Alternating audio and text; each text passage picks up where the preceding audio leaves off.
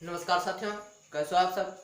आशा करता हूँ बेहतर होंगे। आपका अपने YouTube channel learn with Himang में स्वागत है। आज की इस वीडियो में हम कवर करेंगे वैदिक सभ्यता को। वैदिक सभ्यता अर्थात जो आर्यों द्वारा विकसित की गई सभ्यता वैदिक सभ्यता कहलाती है।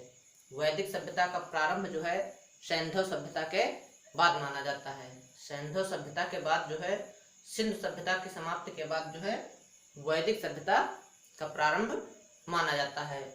वैदिक सभ्यता का जो शुरुआत है वो 1500 ईसा पूर्व से मानी जाती है। वैदिक सभ्यता की शुरुआत जो है वो 1500 ईसा पूर्व से मानी जाती है। वैदिक सभ्यता को हम दो भागों में पढ़ेंगे, एक है ऋग्वैदिक काल, दूसरा है उत्तर वैदिक काल। ऋग्वैदिक काल जो है वो 1500 ईसा पूर्व से लेकर के 1000 ईसा पूर्व तक है, और ऋग्वैदिक काल की समाप्ति के बाद आता है उत्तर वैदिक काल, जो कि 1000 ईसा पूर्व से लेकर के 600 ईसा पूर्व तक है। तो आइए जानते हैं पहले ऋग्वैदिक काल को। ऋग्वैदिक काल का इतिहास में ऋग्वेद से प्राप्त होता है। ऋग्वैदिक काल का इतिहास में कहाँ से प्राप्त होता है? ऋग्वेद से। नेक्स्ट पॉइंट है वैदिक सभ्यता को आर्य सभ्यता के नाम से भी जाना जाता है।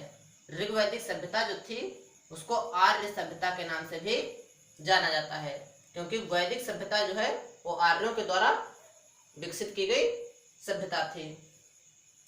नेक्स्ट पॉइंट है ऋग्वैदिक काल में लोहे का उल्लेख नहीं मिलता है। ऋग्वैदिक काल जो था उसमें लोहा धातु का उल्लेख नहीं है। नेक्स्ट है ऋग्वैदिक काल में सिंधु नदी का सर्वाधिक बार उल्लेख है। ऋग्वैदिक काल में सिंधु नदी का सर्वाधिक बार उल्लेख किया गया है। नेक्स्ट है ऋग्वैदिक आर्यों की सबसे पवित्र नदी सरस्वती थी। ऋग्वैदिक आर्यों की सबसे पवित्र नदी सरस्वती थी। ऋग्वेद में कुल 10 मंडल, 1028 सूक्त, 10,552 ऋचाएं हैं। ऋग्वेद में कुल 10 मंडल, 1028 सूक्त, 10,552 ऋचाएं हैं। ऋग्वेद के तृतीय मंडल में गायत्री मंत्र का उल्लेख मिलता है। ऋग्वेद के तृतीय मंडल में गायत्री मंत्र का उल्लेख मिलता है। ऋग्वैदिक समाज की सबसे छोटी इकाई परिवार या कुल होती थी। ऋग्वैदिक समाज की सबसे छोटी इकाई परिवार या कुल होती थी। नेक्स्ट है ऋग्वैदिक समाज पितृसत्तात्मक समाज था। कैसा समाज था? पितृसत्तात्मक। पतंजलि के अनुसार ऋग्वेद की 21 शाखाएं हैं। पतंजलि के अनुसार ऋग्वेद की 21 शाखाएं हैं। ऋग्वैदिक समाज प्रारंभ में वर्ग विभेद से रहित था। ऋग्वैदिक समाज प्रारंभ में जो है वर्ग विभेद से रहित था। इसमें कोई वर्ण व्यवस्था नहीं थी, सभी व्यक्ति एक समान माने जाते थे। नेक्स्ट है गोत्र शब्द का सर्वप्रथम उल्लेख ऋग्वेद में हुआ था। गोत्र शब्द का सर्वप्रथम उल्लेख कहाँ हुआ था? ऋग्वेद में। तो आइए जानते हैं आप उत्तर वैदिक काल के बारे में। उत्तर वैदिक काल का जो है समय है वो 1000 ईसा पूर्व से लेकर के 600 ईसा पूर्व तक है। उत्तर वैदिक काल का इतिहास में यजुर्वेद, सामवेद और अथर्ववेद से प्राप्त होता है। यजुर्वेद, सामवेद और अथर्ववेद से प्राप्त होता है। उत्तर वैदिक युग आर्य संस्कृत के प्रचार प्रसार के लिए जाना जाता है। उत्तर वैदिक युग जो है वो आर्य संस्कृत के प्रचार और प्रसार के लिए जाना जाता है। उत्तर वैदिक काल में लोहे का स्पष्ट उल्लेख मिलता है।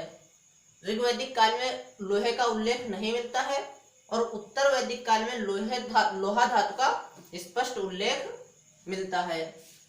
इस संस्कृति के लोगों का मुख्य केंद्र मध्य देश था, जिसका प्रसार सरस्वती नदी से लेकर गंगा के दोआब तक था। इस संस्कृति के लोगों का मुख्य केंद्र क्या था? मध्य देश था, जिसका प्रसार सरस्वती नदी से लेकर के गंगा के दोआब तक था। शतपथ ब्राह्मण में उत्तर वैदिक कालीन रीवा, वर्तमान में नर्मदा और सदा नीरा अर्थात गंडक नदियों का उल्लेख मिलता है। शतपथ ब्राह्मण में जो है उत्तर वैदिक कालीन रेवा, वर्तमान की नर्मदा और सदा नीरा गंडक नदियों का उल्लेख मिलता है। इस काल में त्रिकुद, क्रौंच और मैनाक आदि पर्वतों का उल्लेख है जो पूर्वी हिमालय में स्थित हैं। इस काल में जो है त्रिकुद, क्रौंच, मैनाक आदि पर्वतों का उल्लेख मिलता है जो कहाँ स्थित हैं? पूर्वी हिमालय में। इस काल में समाज में वर्ण व्यवस्था प्रभावित हो गई थी।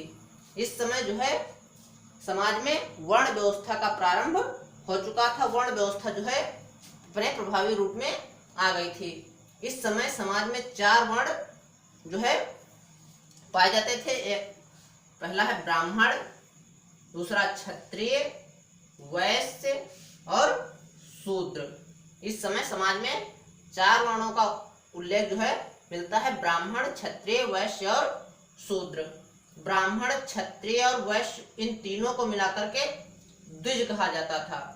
ब्राह्मण, क्षत्रिय और वैश्य को मिलाकर के, इन तीनों को मिलाकर के द्विज कहा जाता था। इस काल में यज्ञ का महत्व काफी था। इस काल में जो है यज्ञ का महत्व काफी बढ़ गया था। नेक्स्ट पॉइंट है, इस काल में राजतंत्रात्मक शासन व्यवस्था और सशक्त हुई थी। इस काल में जो है राजतंत्रात्मक शासन व्यवस्था प्रभावी हो गई थी। तो आज की वीडियो में दोस्तों इतना ही। मिलेंगे अगली वीडियो में, तब तक के लिए नमस्कार। यदि आपको हमारी यह वीडियो पसंद आई तो वीडियो लाइक करें, शेयर करें। धन्यवाद।